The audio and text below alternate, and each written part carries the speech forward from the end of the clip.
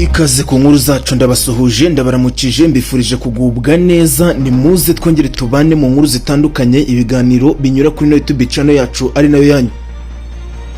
Nyuma yuko ngize gutya nkabasezeranye ko tugiye kubasohorera filime y'umuriro ikubita imeze nabi cyane izajya ica ku muyoboro mugari wa YouTube channel witwa MK Original TV.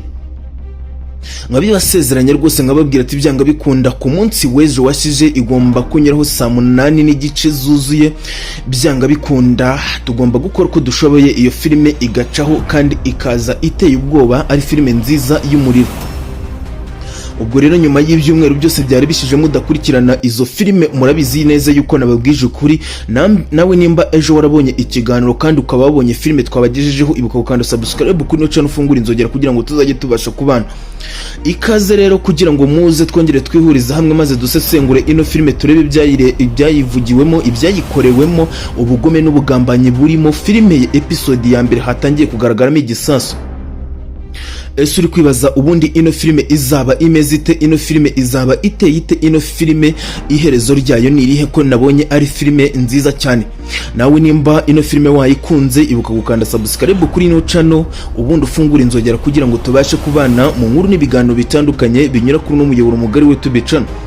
Ndabasuhuje rero kandi ndabaramukije muri kino gitondo mbahaye ikaze muze mwongere mutemberere kuri no channel yitwa MK Kamariza maze ubundi nongere mbakorereho inkuru maze mwongere muyumve inkuru ivuga kuri no filime yitwa umusore w'umunyabwenge. Ushobora kwibaza ngo inkuru yacu turaza kuyitangira gute? Nawe nimba babashije kugera kuri no muyoboro mugari wa YouTube channel uraje wiyumvira inkuru y'agaterera nzamba y'amateka. Wowe icyo ngusaba ni kimwe gusa no kuyumva kuva uhereye ku munota wa mbere kurinda ugejeje ku munota wa nyuma. Byatangiye harimo umugore w'umumetisi wavuga yuko ari umugome cyane aho yatangiye agambanira MK Original. Uwo mumetisi yatangiye abwira Cyusa amuhereza tumwe mu tubuto agomba kumushyirira mu cyayi ubundi Cyusa bakamuhindura mu Cyusa ubundi MK Original bakamuhindura mu ku buryo MK Original bamuhereza imwe muri iyo miti ubundi MK Original yamara kunywa uwo muti akazongera kureba hashize igihe kinini cyane.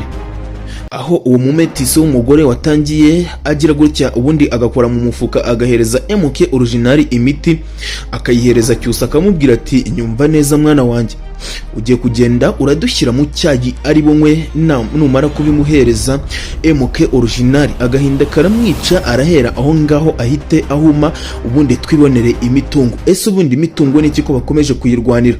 Ese MK Original ko yasezeranyije umwana witwa Keti nawe w'umumetisi ngo azamurinda ubuziraherezo kandi arifuza yuko Keti ashaka kuzabaho ariryo sezerano iwabo bamuhaye. Ese MK Original aracyamurinze biraza kugenda gute? Ibyo byose reka nze tubikurikirane muri no nkuru n'ibiganiro binyura kuri no YouTube channel yacu ariyo yanyu yitwa MK Kamariza.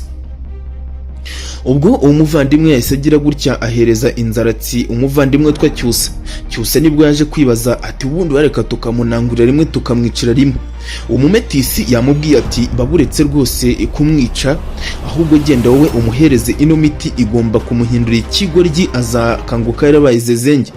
Cyusa yarashe ku ntego ubundi aragenda asanga MK Original aricaye n'amadorobindi menshi cyane yari yakubise mu maso n'inkoni imufasha kugenda mu muhanda yayindi mu myinyi. MK Original aho yari yicaye nibwo Cyusa yagiye arangije aramusuhuza. Akimara kumusuhuza MK Original ahita amubaza aturinde. MK Original bakimara kumubaza amwe muri ayo magambo aturinde nibwo MK yamubwiye ati nduwo ndiwe. Cyusa yaje kumubwira ati sungu urareba. MK Original ati nago ndeba. Ati noneho njyewe nifuza kugufasha kandi nkazajya nkwitaho buri munsi. MK Original ati urakoze cyane ati ndi umunyamahirwe ko mbashije kukugira. Niyibuke yuko ari inzaratsi agiye kumuhereza hawe na wa mumetisi nibwo umuvandimwe witwa Cyusa yagize gutya arangije akora mu mufuka ubundi avanamo zimwe mu nzaratsi bari bamuhaye azimushyirira mu cyayi akimara kumuhereza iyo mukaru MK Original no kumunwa tiba atereka nongere nkwe ubundi MK Original arangije aranywa. Uzi ibintu byaje kumubaho cyangwa se byaje kumugendekera? Ibyo ngibyo nibyo ngiye kukubwira wagize amahirwe kugera kuri no YouTube channel. MK Original Cyusa akibimuhereza yahise yikubita hasi ubundi arangije arasinzira. Mwibuka haruguru gato yuko azakanguka yarabaye ikigoryi ubundi gucunga imitungo bikamunanira, ubundi umuvandimwe witwa Cyusa na mama we uriya mumetisi ubundi barangiza bakijyanira iyo mitungo. Bikimara kugenda gutyo MK Original nibwo yaje kumutera ubwoba ati ubu ndareba. Cyusa yaje kwikanga, Cyusa arongera aramubaza ngo urareba. MK Original yaje kongera murema agatima aramubwira ati ubu ndareba, ati ariko sindebesha amaso ndebesha umutima wanjye, ati kuko hari ukuntu Imana igira gutya yiguhaye ibintu yitiguhereza n'ibisubizo byihuse, ati ndarebesha umutima wanjye. Cyusa agatima kaba karongeye karagarutse. Nibwo MK Original yahise ahanuka ubundi arangije yikubita hasi ahita asinzirira aho ngaho koko ahita atubwenge abikigoryi koko nk'ibisanzwe. Nibwo wa mumetisi yahamusanze ubundi atangira gucunaguza umuvandimwe witwa Keti wa MK Original. Mwibuke ko MK Original wabo basize bamurindishije umuvandimwe witwa Keti ngo agomba kumurinda ubuziraherezo. Bikimara kugenda gutyo Cyusa yahise abona MK yikubise hasi, akikubita hasi nibwo yamugiye mu matwi arangije aramubwira ati ubu ngubu byanga yukunda imitungo yawe noneho turayigaruriye. Ahise haje wa mumabuza w'umumetisi ubundi aza kumubyina kumubyimba umuvandimwe witwa Keti, aramubwira ati urimo uramuhagurutsa uri kumunyeganyeza. Ubwo ni Keti wari uri kunyeganyeza uwo musore ngo ni MK Original, arimo aramubwira ati nko wambwiye yuko uzahama ku isezerano ryawe ubundi warangiza ukazagira gutya rwose ukabasha kuba wankorera buri kimwe cyose kugira ngo tubashe gutwara iriya mirima, ese byagenze gute? Ese kuki ugiye hakiri kare MK Original? Koko ibingibi ni ibiki unkoze? Akimara kumubwira amwe muri ayo magambo MK Original n'ubundi niyumvaga yakomeje gusinzira n'ubundi urabizi ko ashobora kuzakanguka yarabaye ikigoryi. Ese koko nibyo ahantu hatangiye kugaragaramo igisasu, hatangiye kugaragaramo masike. Ese ubundi ino episode ya mbere yanyuze ku muyoboro mugari w'utubica no ku munsi w'ejo mwayibonye muti? Muri kubona izagera ku iherezo imeze ite? Episode ya mbere ko mbona itangiye kuba gaterera nzamba amateka, guhemuka kwinshi cyane, igisasu cyinshi cyane, bizagenda gute? Izagera kuri episode ya nyuma ari uko bimeze gute? Ibuka kutubwira hasi muri comment. Reka nze dukomeze n'inkuru yacu twabateguriye kurinda igeze ku musozo. Ariko se Mana nyiri ubutungane, Mana ya Isaka na Yakobo, Mana ibasha kurengera abantu abari bo bose ukabakunda kimwe, ubundi wamanukiye hari ahantu ubundi ukabasha gutabara umwana w'umukobwa witwa Keti ndetse na MK Original ko ndeba bameze nkaho bari mu mazi abira. Ese ubundi nimushobora kwibaza impamvu MK Original bamuhinduye ikigoryi no kugira ngo babone buryo ki ibigarurira imitungo. Ese ubundi uriya mugore mumetisi uri kwifatanya n'umuvandimwe witwa Cyusa ko ari kugera gutya akabwira umukobwa witwa Cyusa ati sinari kubona ibintu bakoreye ababyeyi bawe ngo nitushaka niturangiza dukomeze kurindira biraza kugenda gute?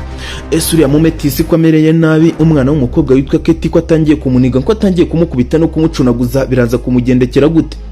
Nibwo umuvandimwe witwa Keti yahise yikubita hasi ararira ubundi arangije kuvuza induru atangira kunyeganyeza MK Original. Kandi mwibuke ko MK Original Cyusa yarangije kumuhereza umuti yamaze guhabwa n'uriya mumetisi w'umugore. Ese bizagenda gute? Ese Keti asigaye hehe? Nibwo umuvandimwe witwa Cyusa yaje kumubwira ati ubundi nta kuntu MK Original ariwe twahindura ikigoryi, ubundi uriya mwana w'umukobwa tukamwihura kuko atazabasha kuburana imitungo. Nibwo urya mumetisi yahise amubwira ati reka tumuhindure ikigoryi, tumuhindurize zenge, nawe nyuma ikizakurikiraho tugomba kumwica kandi bose tukabicira rimwe.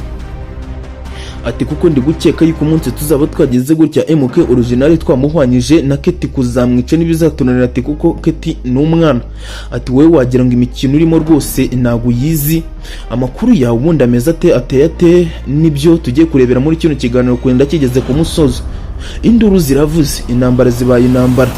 Nibwo umumetisi yakomeje gucunaguza umukobwa witwa Keti, ubundi haza rwose umugabo w'umunyamahoro kandi mwibuke ko umugabo nawe ari mu bagambanyi. Araza aramubwira ati uno mwana w'umukobwa mwihorere, ahubwo wowe n'ubundi cyari turaje insinga no kubona MK Original. Ati noneho MK Original ati twamubonye. ati rero n'uwo mwana w'umukobwa we nushaka umwihorere, ati kuko nabye kano n'akana nikazi ibyabaye tugomba kano kuzakisasira byihuse. ubwo uwo mwana yarari aho ngaho ari kumva. ese uri gutekereza MK Original wenda ashobora kuba yarihinduye impumyi? ese MK Original arumva? icyo nabasezeranya ni kimwe gusa, murabizi yuko mbere yuko episode izajya isohoka nzajya mbanza nkabahereza ukuri, kuko ngira uruhare mu kwandika zino filime zacu ari nazo zanyu. burya MK Original amaso ye arareba. ese uri kwibaza bizagenda gute n'ibintu byose ari gukorerwa? MK Original ko ari igihe kizagera akambara masike, niduzamukira ntidushobora kuzabona igipfunsi n'umugeri bishobora kuzanyura muri YouTube channel. ibyo byose muzabikurikirana muri kino kiganiro. w'icyo nkusaba ni kimwe gusa, ni ukuza ukifatanya natwe ukabana natwe ukazirinda kuva hano wareba episode ya mbere ejo ukifuza kureba episode ya kabiri. ariko nanone mbamenyesha yuko ku isaha y'isa 5:30 mugomba gukurikirana indi episode ya kabiri iraza ikurikira iriya yanyuzeho ku muyoboro mugari wa YouTube channel. ikiganiro filime byose babyita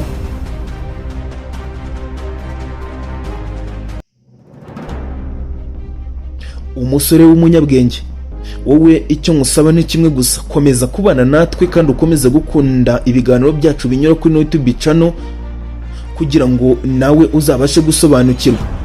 nibwo wa mumetisi dusoza ikiganiro cyacu yaje gufata umwanzuro, ubundi arangije ahita afata imbunda.